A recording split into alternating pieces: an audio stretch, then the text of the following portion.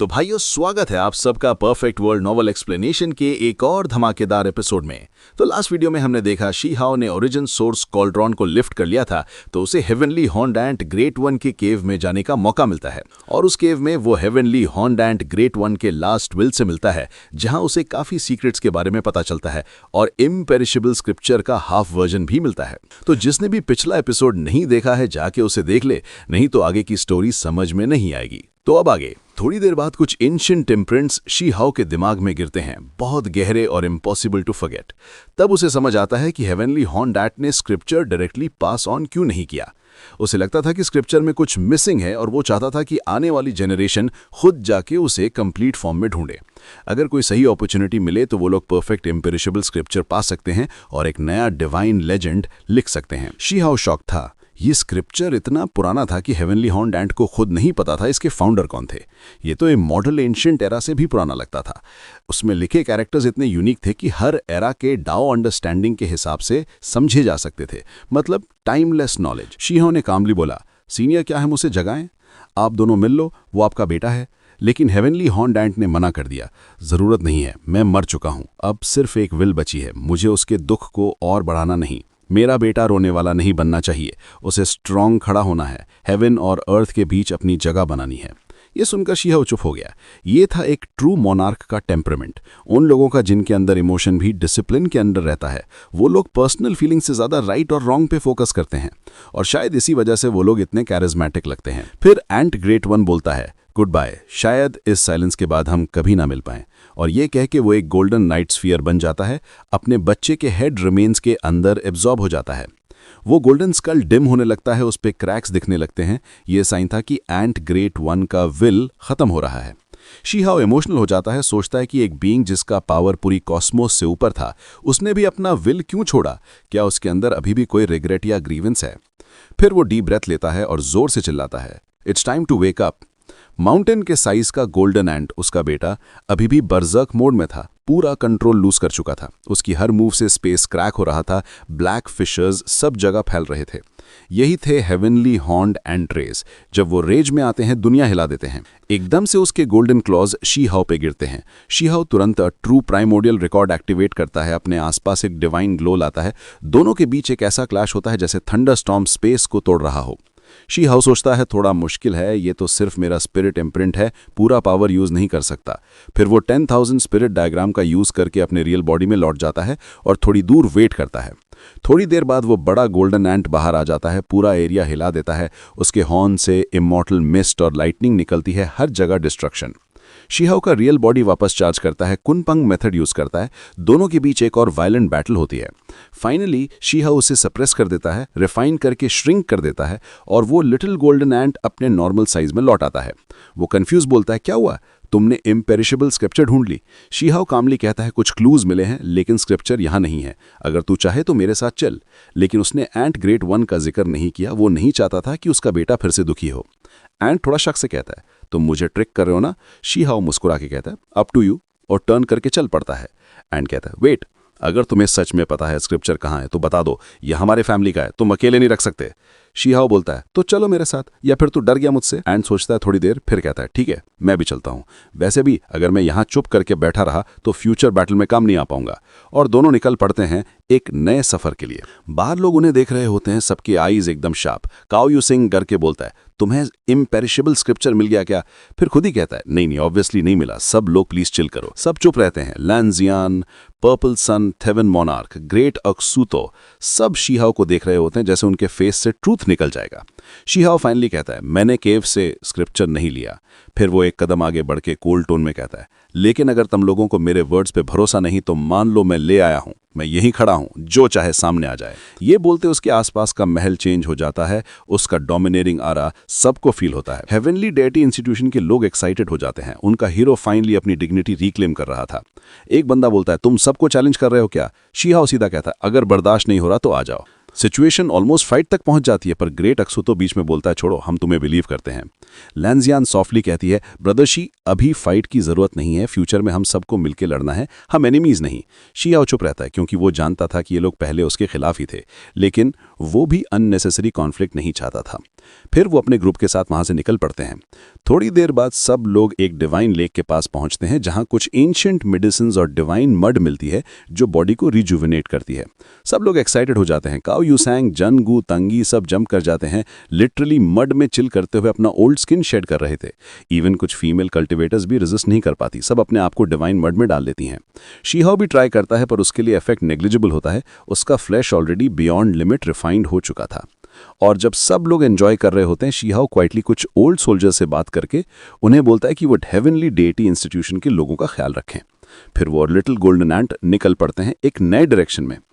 एंट पूछता है कहाँ जा रहे हो, वहां सच में इम्पेरिशेबल स्क्रिप्चर मिलेगा? शीहाओ कहता है मिलेगा, शायद परफेक्ट वर्जन भी, लेकिन वो जगह बहुत डेंजरस है। फिर शीहाओ फाइनली सरफेस पे आता है अपने शोल्डर पर लिटिल गोल्डन एंट के साथ, और जैसे ही वो दिखता है सबकी नजर उसी पर टिक जाती है। मडपूल के एंट्रेंस के पास सब देख रहे थे, सब लोग शॉक में थे। एक ही सवाल उनके दिमाग में चल रहा था, उसने अंडरग्राउंड केव से क्या हासिल किया और वो सबसे पहले क्यों बाहर आया? बाकी सब कहाँ हैं? लोग स्पेकुलेट कर रहे थे, क्या शीहाओ ने कुछ बड़ी चीज पाली है या कोई डेंजर हुआ नीचे?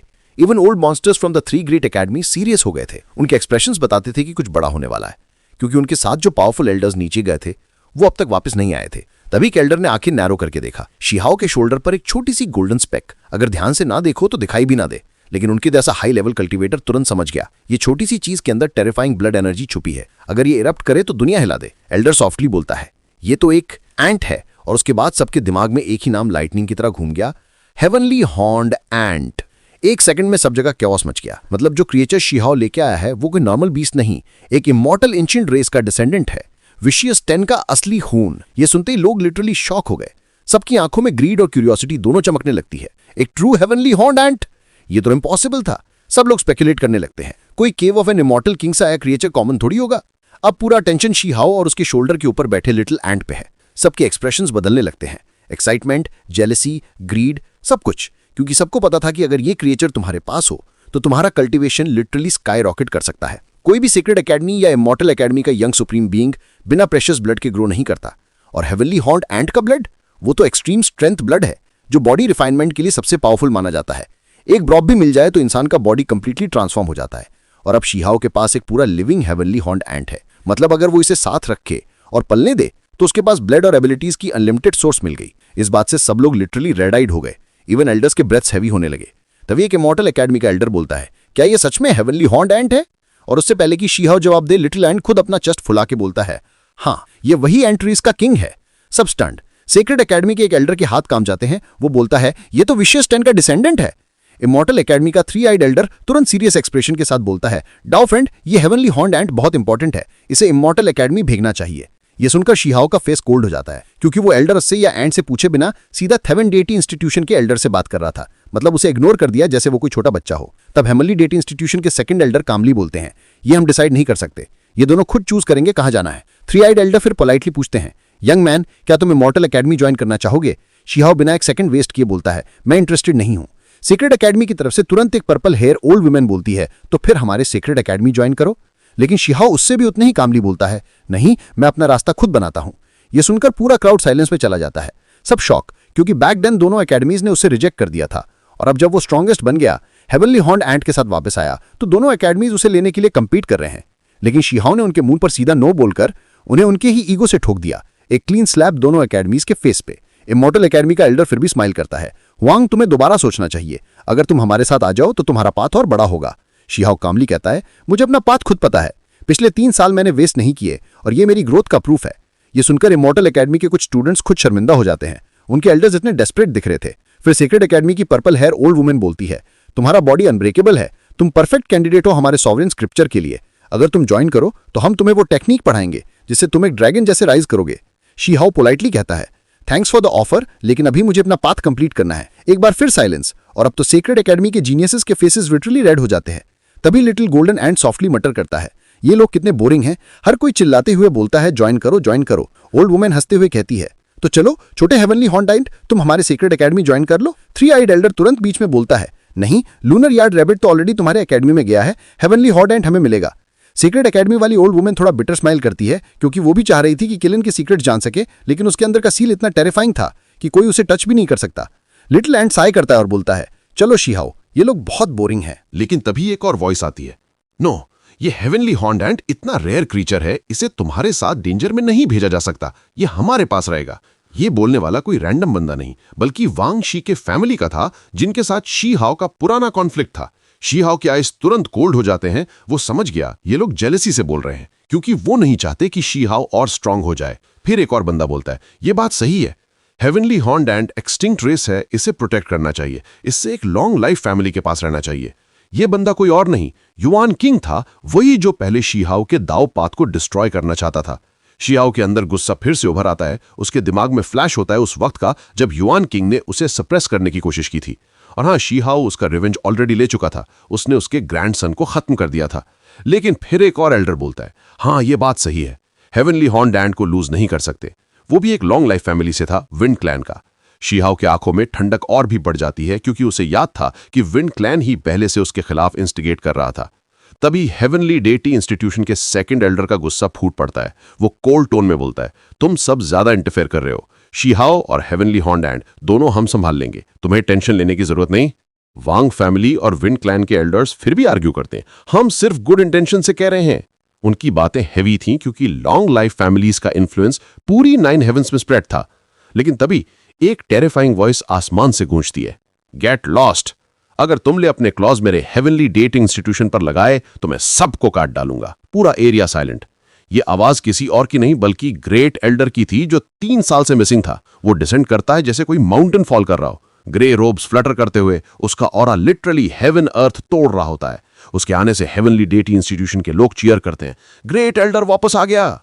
और ये वही बंदा था जो किसी से नहीं डरता था, एक ऐसा बीइंग जिसका रिस्पेक्ट हर कॉर्नर में होता था। तभी एक और मिडिल एज्ड मैन जिसके सर पर क्राउन था लाउडली बोलता है, हाँ, ग्रेट एल्डर का रिटर्न बहुत बड़ी खुशी की बात है, मैं भी एग्री करता हूं, हेवनली हॉर्न्ड एंट को हेवनली डेटी इंस्टीट्यूशन में ही रहना चाहिए। और सब शॉक्ड, क्योंकि ये बंदा कोई रैंडम बंदा नहीं था। प्रिंसेस याहो युए के फादर एक अनडाइंग इंपीरियल फैमिली का रूलर था। उसके वर्ड्स के बाद और भी लोग अग्री करते हैं। सब ग्रेट एल्डर का रिस्पेक्ट करते हुए एक बात एक्सेप्ट कर लेते हैं कि हेवनली हॉर्न्ड एंट अब शी हाओ और हेवनली डेटी इंस्टीट्यूशन के साथ ही रहेगा। लेकिन सब लोग एक ही चीज फील करते हैं, उसका ऑरा लिटरली माउंटेन्स और रिवर्स को डिवार कर रहा था। मतलब ये बंदा ऐसा है जिसे छेड़ने की हिम्मत किसी में नहीं है। उसके आसपास खड़ा हर एक्सपर्ट अंदर से डर से हिल गया था। ये कोई नॉर्मल फियर नहीं था, ये इंस्टिंक्टिव फियर था। ग्रेट एल्डर के एक्सप्रेशन में ना गुस्सा था ना इमोशन, फिर भी उसकी साइलेंट प्रेजेंस ही सबको चिल करवा रही थी। बस खड़ा था और लोग ट्रेम्बल कर रहे थे। तभी वांग फैमिली का बंदा जो पहले चिल्ला के बोल रहा था, अब सीधा एम्बैरेस हो जाता है। अब उसके पास इतना करेज ही नहीं बचा कि वो अपोज करे। थोड़ी देर पहले तक तो ये लोग शी हाओ उसके हेवनली हैंड एंड को ले लेना चाह रहे थे, लेकिन अब जैसे ही ग्रेट एल्डर वापस आया, सब हवा हो गया। क्योंकि सच बोलूं तो 9 हेवंस और 10 अर्थ्स में कोई भी इस बंदे से पंगा लेना नहीं चाहता। वांग फैमिली के लोग सोच रहे थे कि अगर उनका सबसे बड़ा एंसेस्टर, जिसका अभी जीना मरना भी श्योर नहीं है, वापस आ जाए, तभी वो इतना बोल्ड हो पाएंगे। ग्रेट एल्डर ने सिर्फ एक कोल्ड ग्लांस दिया वांग फैमिली के एल्डर को, और बस इतना ही काफी था। उस बंदा अंदर से हिल गया। फिर विंड क्लैन का एक सीनियर एल्डर बोलता है, लॉन्ग टाइम नो सी डाओ ब्रदर, आपका स्पिरिट तो और भी स्ट्रांग लग रहा है। ग्रेट एल्डर बस हल्का सा नॉट करता है। उसे पता था ये लोग अभी थोड़ी देर पहले शी हाओ के खिलाफ बोल रहे थे, लेकिन उसके स्टेटस के चलते वो ज्यादा कोल्ड बिहेवियर दिख नहीं सकता था। तभी एक और हेवी प्रेजेंस सामने आती है, प्रिंसेस याओ युए के फादर इंपीरियर शिव मिंगजॉन। ये बंदा गोल्डन रोब्स पहने हुए था, जिसमें ट्रू ड्रैगन एम्ब्रॉयडरी थी। एक क्राउन उसके सर पे और उसके पूरे से गोल्डन लाइट निकल रही थी। इतना पावरफुल था कि लोग कहते थे कि ये बंदा tens of thousands of years पहले सुप्रीम बीइंग बन चुका था। अभी भी मिडिल एज लगता है, लेकिन उसके अंदर का ब्लड एनर्जी लिटरली रोर कर रहा होता है। सब शॉक्ड।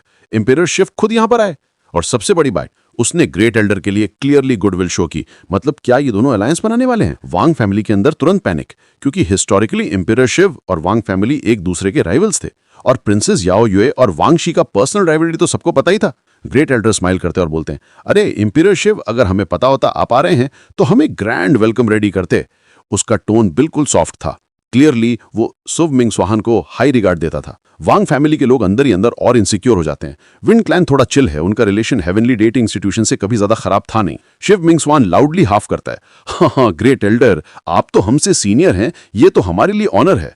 अब सब लोग फॉर्मली ग्रीट करने लगते हैं ग्रेट एल्डर को, और इसी मोमेंट सब जीनियसेस को एक शॉकिंग रियलाइजेशन होता है। ऑलमोस्ट सब लॉन्ग लाइफ फैमिलीज के रिप्रेजेंटेटिव्स यहाँ मौजूद हैं।